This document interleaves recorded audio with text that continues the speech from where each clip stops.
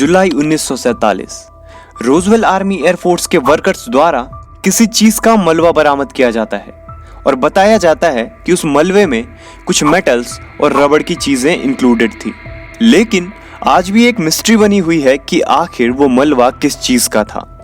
वो मलबा किसी यूएफओ का था या सच में वो कोई वेदर बलून था। और इसी इंसिडेंट के बाद खबर फैला दी जाती है कि रोजवेल इंसिडेंट में यूएफओ का मलबा बरामद किया गया है और कई कॉन्स्पिरेसी थ्योरिस्ट द्वारा बताया जाता है कि सरकार ने उस घटना पे पर्दा डाल दिया था और उस घटना को छुपा दिया था। और इन कॉन्स्पिरेसी थ्योरिस्ट का जवाब देने के लिए यूएस एयरफोर्स एक खबर निकालती है जिसमें वो बताते हैं कि ये मलबा ज्यादा कुछ नहीं, बस एक वेदर बलून था। रोजवेल इंसिडेंट उस टाइम पर हुआ था जब पूरे अमेरिका में यूएफओ का क्रेज बहुत ही हाइप में था। अमेरिका में कई खबरें फैलने के बाद 8 जुलाई 1947 को रोजवेल आर्मी एयरफोर्स अपनी बात से पीछे हट जाते हैं और वो बताते हैं कि वो सिर्फ एक वेदर बलून था और कुछ भी नहीं। आखिर क्या मिस्ट्री है रोजवेल यूएफओ इंसिडेंट की? क्या ये सच में कोई यूएफओ का मलबा था या सच में ये एक वेदर बलून था? तो आज हम जानेंगे रोजवेल इंसिडेंट के बारे में ऐसी ही कुछ नई बातें जिनके बारे में शायद आप न जानते हो।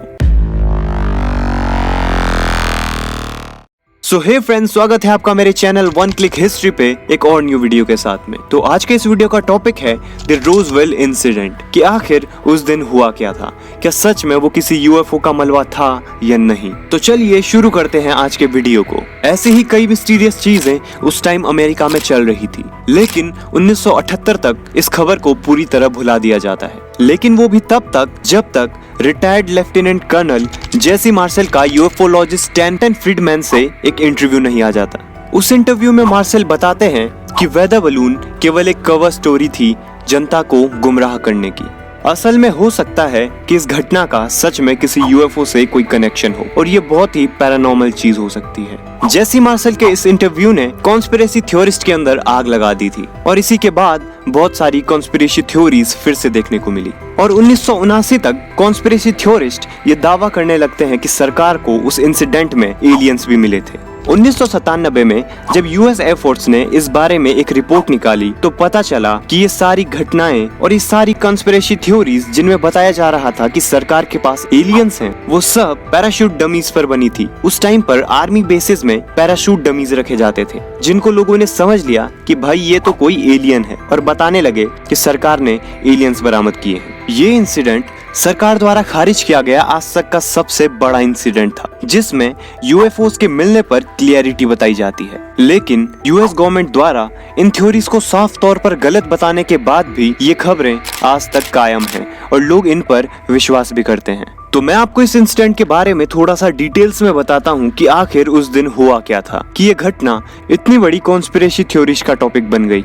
रोजवेल न्यू मैक्सिको के पास एक सैन्य गुब्बारा यानी सेना का एक वेदर बलून क्रैश हो जाता है। ये वो बैलून्स थे जिन्हें 1947 तक अमेरिका के सीक्रेट प्रोजेक्ट मोगुल ने सोवियत परमाणु टेस्टिंग पे ध्यान रखने के लिए हजारों की तादाद में लॉन्च किया था। 4 जून 1947 को आलमोगोडो आर्मी एयरफील्ड के साइंटिस्ट ने इन बैलून्स की एक लंबी ट्रेन मैकब्रेजल के खेत की तरफ 17 मील्स के अंदर अंदर लॉन्च की थी। मैकब्रेजल एक नॉर्मल फार्मर था जिसके खेतों के एरिया की तरफ इन बैलून्स को लॉन्च किया गया था।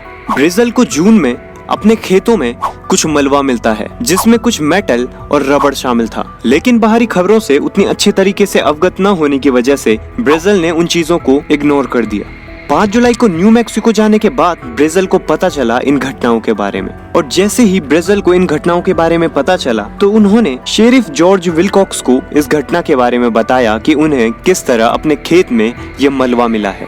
विलकॉक्स ने रोजवेल आर्मी एयरफील्ड को बुलाया जिन्होंने जेसी मार्शल और कैप्टन शेरिडन कैवेट को ब्रेजल के साथ जाने को कहा और कहा कि वो उस मलबे को इकट्ठा करें। और यही वो दिन था जब खबरें फैला दी गई थी कि रोजवेल आर्मी एयरफील्ड को यूएफओ का मलबा मिला है। ये चीजें बरामद की गई और इनको अच्छी तरीके से देखा गया, लेकिन इसी के बाद सारी मीडियाज की जिज्ञासा इस बारे में खत्म हो जाती है क्योंकि जनरल रोजर रेमी, उनके chief of staff colonel Thomas Dubois और मौसम अधिकारी इरविंग न्यूटन ने इस चीज को किसी तरह का यूएफओ न होने की बात कही। उन लोगों ने इस मलबे को एक वेदर बलून के रूप में पहचाना और बताया कि ये सेना का केवल एक वेदर बलून है, बाकी और कुछ भी नहीं।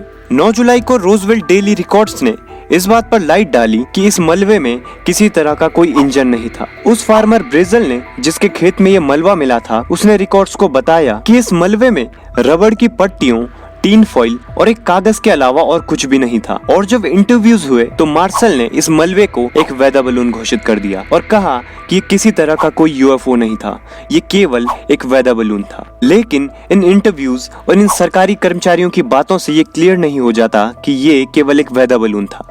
इसकी मिस्ट्री आज तक बरकरार है कि आखिर उस दिन हुआ क्या था। क्या सच में अमेरिका को कोई एलियंस मिले थे या किसी तरह का कोई यूएफओ मिला था या नहीं। इस वीडियो को मैंने ज्यादा लंबा नहीं खींचा है, मैंने बहुत ही आसान भाषा में आप सबको शॉर्ट स्टोरी में इस कहानी को समझाने की कोशिश की है। तो ये था आज का वीडियो।